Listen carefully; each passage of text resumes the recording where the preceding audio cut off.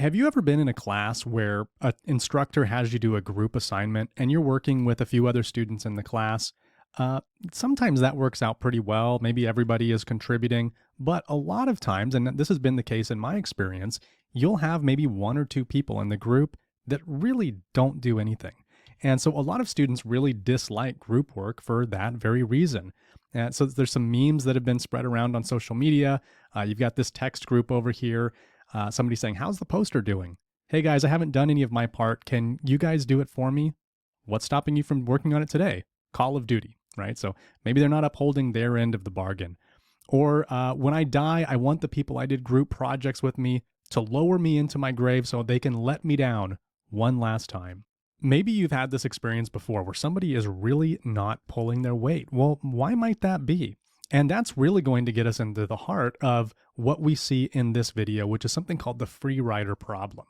And so we'll describe what the free rider problem is, and we're also going to be talking about this larger set of problems in the social sciences called collective action problems. So we're going to look at free riding as an example of that, and look at strategies that interest groups can take to make sure that people are not being like that one person on your group assignment who is playing Call of Duty and they're not doing the work they're supposed to be doing. Finally, we'll look at something called Disturbance Theory, which our text goes into a little bit, talking about some other reasons that individuals might join groups. So we'll start with this concept of collective action problems. And the best way to think about a collective action problem is, let's imagine we have some situation where if you and me and everybody else just came together and worked together, we would all be better off. There's probably all kinds of way that this is actually true, and there's probably all kinds of things that we really could improve if we all worked together. But the reality of human life is that we don't. And one of the reasons for that is we each have different incentives. There's different costs and different benefits that we will get, or we think that we'll get, by acting a certain way. And so oftentimes we fail at this. And this is what we're going to mean when we say there's a collective action problem. If we all took a collective action together, we could really make our lives better in a real material way. But we fail at it for some structural reasons. This is especially the case when the benefit is going to be sort of like a collective or a public benefit. So let me give you an example. Have you ever been driving down the road, you're listening to the radio in your car, and maybe a local radio station is doing a fundraising drive? And, if you only just call in right now, we need another 100 people to donate their money so that we can stay on air for the next year. I'm willing to bet that you've heard something like that before, and you probably did not run to pick up the phone to pay money. And one of the reasons for this is because it's really easy to free ride. Now, regardless of whether I donate to that radio station or not, I can be pretty sure that I'll still be able to drive around and listen to it because I know other people will. So I might not really get that big of a difference if I open up my wallet and pay money, because either way, I'm going to have access to this resource. If I pay, I get to listen to the radio, and if I don't pay, somebody else is going to pay for the radio and I'll still get to listen to it either way. In this case, I am a free rider. Other people are doing the hard work and I'm getting to benefit from that. Another classic example of this is, let's say you live in a neighborhood where all of your neighbors in the evenings, they come out and they pick up the trash. They want to keep the neighborhood clean. And you know that they're going to be out there picking up that garbage. And so it really kind of disincentivizes you from taking your own garbage in. Maybe you get out of the car and you throw your fast food bag out onto the street, or, you throw garbage out. Somebody else is going to come pick it up anyway. So you can free ride knowing that you'll still get the benefit of living in a nice, clean neighborhood without having to do all of that pesky work of keeping it clean, because somebody else is going to do it anyway. That's another example of the free rider problem.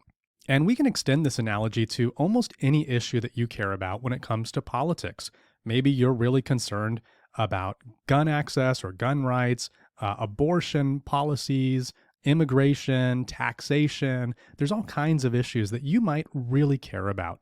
But, you could do all of this effort and all of this work, and maybe you wouldn't even make that big of a difference when it comes to the laws and policies. So these perceptions about efficacy, your ability to change the law, can really influence whether you do something and take action, or whether you just continue to hold that view, but you don't actually really go out and actualize it in your community. One of the most influential academics to have written about this problem of collective action problems was an economist and a political scientist named Manker Olson. Now, Olson, back in 1965, wrote this book, The Logic of Collective Action, where he really highlights these collective action problems and describes some of the reasons they exist, some of the different types of them, and how they can be overcome. And one of the ways he thought about collective action problems was kind of through this cost-benefit analysis. How much is it going to cost me to support this cause, whether with my time or my money or my resources, and how much benefit am I going to get back? How much is my life really going to change as a result? So he could sometimes see that playing an important role. If you feel like you're going to expend all of this time and energy, but you're really not going to get much back for it, the odds of you working together with other people to make a change is pretty small. Even if everybody did get together and try to make that difference, people are disincentivized from taking that action. So why would anybody join an interest group at all? Why would anybody come together and organize with this set of constraints? Well, there are some ways that we can overcome collective action problems. And as with many problems in life, money and wealth and resources can really make some of those problems a lot easier to bear. So if a group can get outside funding, maybe they find a donor who's willing to donate, or they have a lot of financial resources at their disposal, that can really provide an advantage. Why? Well, when you've got money, you can hire a lobbyist. You can, spend money to spread your message, whether that be to influential people in government or to your community. You can do a lot with money, obviously. So it helps to have those financial resources. Another solution to overcoming the free rider problem can actually be found in the size of a group. Now, if I'm in a gigantic group, it is very easy for me to hide in that crowd. There are some advantages in this case that smaller groups have. First and foremost, if I'm in a small group and I'm not pulling my weight, it's a lot more obvious. So it kind of has a social pressure element where people are more likely to do the work that they need to do so they don't get called out for it. So that's going to be one advantage that small groups have. Small groups often have more similarities in common too. So if I have a really big group, let's say like half of the country is in my group, like we often see in a political party, well, there's a lot of differences. People have a lot of different views and personalities and styles. When you're in a small group, oftentimes you're more similar to those other people. You tend to have a similar set of views. And so these are some ways that these small groups can have some advantages as well. Another way that we can overcome the free rider problem is if we think for a second about what happens if everybody decides just to opt out. And so what are the consequences of inaction? Maybe there's an issue that you care a lot about and everybody on your side of the issue just decides, you know what, it's really not worth it. We're just going to stay home. Well, what's going to happen? The folks that are on the opposite side of your issue, you can bet that they're still going to be out there. They're still going to be trying to get people on their side. They're trying to lobby people in government. And so you might be outcompeted by your rivals. So why is that a problem? Well, you're going to see legislation, you're going to see laws and all kinds of policies that are directly opposed to what you want. So at some point, that becomes a real incentive for people to make sure that they're the ones that are out there getting the laws that they want and not being outcompeted by people who you fundamentally disagree with. Now, going back to our analogy of the radio station, a lot of times when you hear those appeals for fundraising, they'll tell you, if you call now within the next 30 minutes, we're going to make sure that you receive a tote bag or maybe a signed copy of a book. They're going to give you some kind of benefit or incentive to donate. And so this is a tactic that's often used by interest groups as well when they're trying to get new members. Think back to the last lecture video on the NRA. They get that special magazine if you join. There are going to be some incentives that you can give, and that can be another way of overcoming these collective action problems and these free rider problems.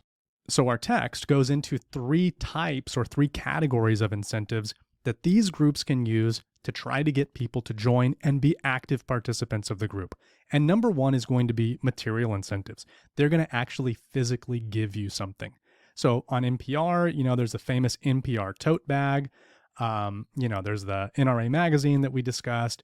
If you join the AARP, which used to stand for the American Association of Retired Persons, this is a group that represents America's senior citizens, they would give you all kinds of incentives for joining.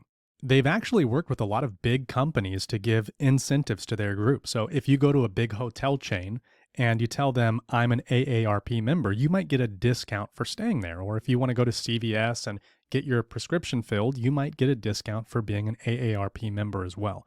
We can see these as material incentives because you're actually getting something of material value. But there can be other benefits of joining groups as well. So one of those other categories is going to be something called solidary incentives. And these are intangible benefits, meaning that you don't actually physically get to hold something or you don't get any money for doing it, but you still benefit. And a solidary incentive has to do with the benefits that you get from associating and joining with other people. Sometimes that's going to include things like the social benefits of being with a group. Here you see a lady with a dog, and maybe, you could join the Humane Society or the SPCA, these groups that really focus on helping animals because you like the camaraderie of being around other pet lovers. Or maybe you joined the Sierra Club, an environmental organization, because you know that on the weekends you'll get to go out hiking with other members. They actually organize a lot of these social events. You can go out and have that as a way of just being with other people and having that community. The third type of incentive is also going to be intangible, and that's going to be something called purposive incentives. And these are benefits that you get just related to the cause of the group. So for example, throughout our class, there are probably some students who are pro-choice, and there are probably some students who are pro-life when it comes to the issue of abortion. So you might choose to join a group that advocates for your stance, and you might be out there educating people on the issue. You might be talking to, elected representatives, trying to support certain policies or legislation, and you might get some benefit out of doing that just by, that feeling of organizing and accomplishing something, and maybe even living under a set of policies that you help to fight for. So those are going to be the purposive incentives that we see as a result of joining an organization. Joining an organization can really bring a lot of value to your life, and we're going to see in the next video how we can see that as an important source of civic engagement for Americans as well. Now, finally, our textbook goes into one last theory about why might people, aside from these other reasons, choose to join groups. Disturbance theory is the idea that there are many times when people choose to join groups because of an outside event that's happened. Some sort of event that happens in political or cultural life really spurs people into action. It might make people more likely to give to an organization, to make a donation, to mobilize, maybe to go to a protest or a rally or demonstration or join a group. And so we can actually look at a couple of examples of this. Now, a really clear and obvious example happened in the summer of 2020 when, as all of you probably know, George Floyd was killed in Minneapolis at the hands of the Minneapolis Police Department. In fact, Derek Chauvin, who was involved in that incident, was convicted of murder after he knelt on George Floyd's neck. When the video footage of this was shared on social media, it really galvanized a lot of people to take action. So we saw after that wide-scale protests in most major cities throughout the country, as well as increased mobilization of individuals on behalf of causes that were advancing African-American civil rights. So around that time, more people were joining organizations, they were donating to organizations, and because of what happened, and because of that external event, really getting involved in the political process, either by joining or by helping to materially support these organizations or some of the protests in response to this. Now, another example, back in 2022, you saw the U.S. Supreme Court rule in a landmark ruling on abortion access in the United States. In the case Dobbs versus Jackson Women's Health Organization, the Supreme Court established that there was no constitutional right to an abortion in the U.S. Constitution. And so essentially, when they made that ruling, they returned the issue of abortion back to the state and elected governments. So in the case of Dobbs versus Jackson Women's Health Organization back in 2022, the Supreme Court made a ruling on the issue of abortion. And the ruling said that if you look at the Constitution, there is no guaranteed constitutional right to abortion.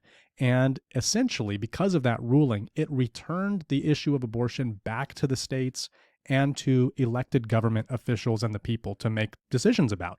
And so what you started to see was now at the state level, states like California, states all throughout the country had to come up with their own individual abortion policies. After this decision was handed down, you saw a real spike in activity for both pro-life and pro-choice groups. They received on both sides a surge in donations and more people volunteering and getting involved. And as we're going to see later, more of an incentive to now lobby the state governments as opposed to the national level. So these are two examples of how outside events can really galvanize the public to join a group or to support a group. So we're going to end it there for now, and when we come back in the next video, we're going to explore how interest groups really give us an opportunity to get engaged in politics, to make a difference in the life of our community by civic engagement and political participation. We'll also explore the role that wealth might play in determining who gets what and whether the government is responsive to us. So I look forward to seeing you there. Have a great day.